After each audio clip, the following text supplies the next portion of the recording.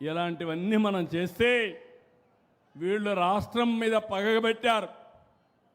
పగబెట్టి ఇష్టానుసారంగా మాట్లాడుతున్నారు.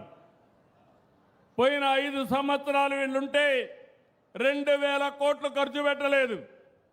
అదే తెలుగుదేశం వస్తానే హంద్రీ నీవా ప్రపంచంలోనే పొడవైనటువంటి కాలువ, ఎన్నో లిఫ్ట్ ఇరిగేషన్లు పెట్టి సమర్థవంతంగా చివరి భూములకి చివరి రివర్లకు కూడా నీళ్లు తీసిపోయే పరిస్థితి వచ్చాం. నేను మీ అందరికీ ఒకటే విజ్ఞప్తి చేస్తున్నాను.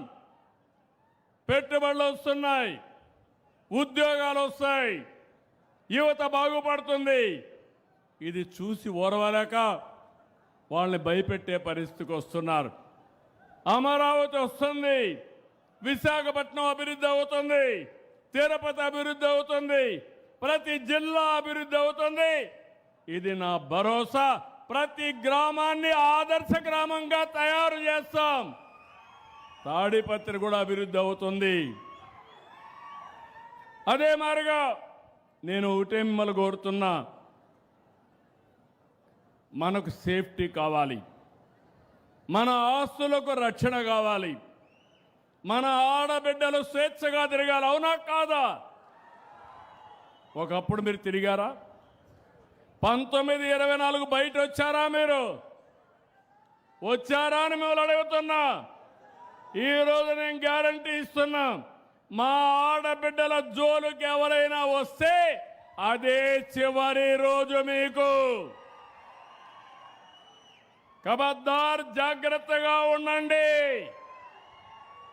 రెండోది, మీరు స్వేచ్ఛగా తిరగడానికి మీ ఆస్తులు కానీ మీ ప్రాణాలు కానీ కాపాడే బాధ్యత ఈ ప్రభుత్వానిదని చెప్పి కూడా నేను మీకు తెలియజేస్తున్నా. అలాంటి ఉంటే ఈరోజు నేరాలు ఘోరాలు చేసి తప్పించుకోవచ్చని నా మీద నేరం వేసే పరిస్థితికి వస్తున్నారు. నేను ఎప్పుడూ ఘోరాలు చేయను, నేరాలు చేయను, హత్యలు చేయను. హత్యలు చేసే వాళ్ళని మాత్రం ఏం చేయాలి? ఏం చేయాలి? అందుకే తమ్ముళ్ళు, ఆడబిడ్డలు మీరు గుర్తుపెట్టుకోవాలి.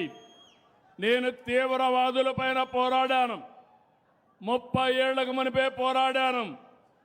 ఆ రోజు పోరాడితే 2003లో వెంకటేశ్వర స్వామికి నేను పట్టు వస్త్రాలు సమర్పించడానికి పోతా ఉంటే 23 క్లేమోర్ మైన్స్ నా మీద బ్లాస్ట్ చేస్తే దానికే భయపడకుండా మీ ఆస్తులు మీ ప్రాణాలు కాపాడడానికి పూర్తిగా పనిచేస్తున్నా.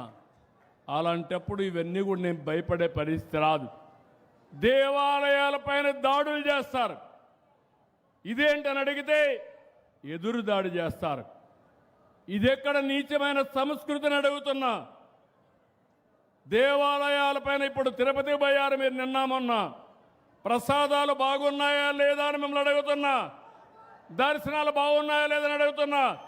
బాగున్నాయంటే గట్టిగా చేపట్లు కూడా చెప్పండి బాగున్నాయని. ఆ రోజు ఎందుకు బాగలేవు చెప్పాలిగా సమాధానం వీళ్ళు.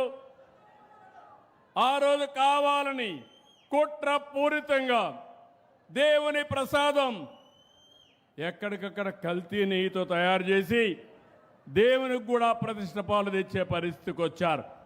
ఇది చాలా దుర్మార్గం అని మీకు తెలియజేస్తున్నా. నేను వెంకటేశ్వర స్వామి భక్తుణ్ణి.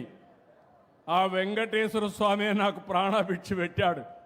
ఇది నాకు పునర్జన్మ తప్ప ఇంకోటి కాదు. నేను చాలా స్పష్టంగా అందరూ చెప్తున్నా, వెంకటేశ్వర స్వామికి అప్రతిష్ట పాలు తెచ్చే పరిస్థితి రానియను. ఎవరైనా చేసినా వదిలిపెట్టనని మరొక్కసారి మీ అందరికీ తెలియజేస్తున్నా. కాబట్టి మీరందరినీ కోరుతున్నా, ప్రజలందరూ కూడా ఐకమత్యం కావాలి. జలసిరితో రాష్ట్రంలో జలధారతో రాష్ట్రంలో ప్రతి ఎకరా భూమికి జలహారతి ఇవ్వాలి. నేను ఈ మాట వాడుతున్నాను. జల ధార ఎక్కడికక్కడ ఉండే నీళ్లన్నీ ఉపయోగించుకొని ప్రతి ఎకరాకు జలహారతి ఇవ్వగలిగితే దానికంటే గొప్ప విషయం ఇంకోటి ఉండదు.